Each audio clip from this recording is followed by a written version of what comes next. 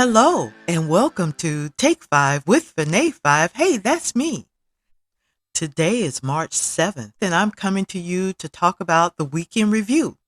Also, to remind you that Take 5 with Fanae 5 is all about TMI, thought-provoking, motivational, and inspirational stories. So if you're watching this on YouTube, don't forget to like and subscribe. If you're watching this on the Facebook page, don't forget to like and follow. Or if you're choosing to simply shut it all down, you can still listen to the audio on the Take 5 with Fanae 5 podcast on anchor.com and Spotify.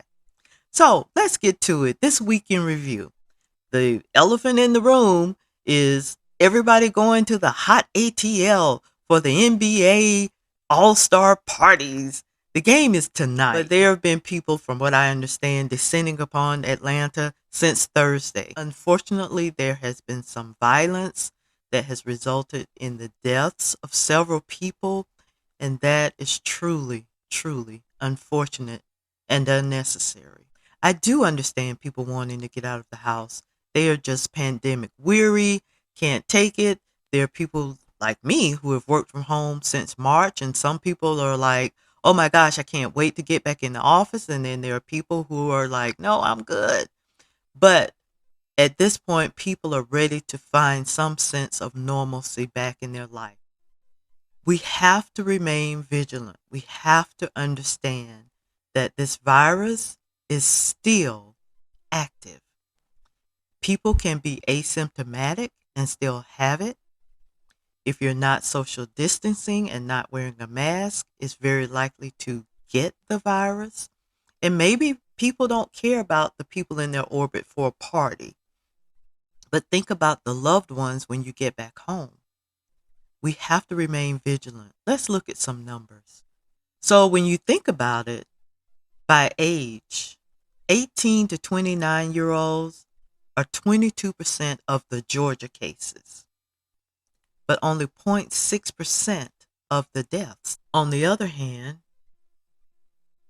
for those 80 years or older, they are 3.4% of Georgia cases, but 38% of the deaths.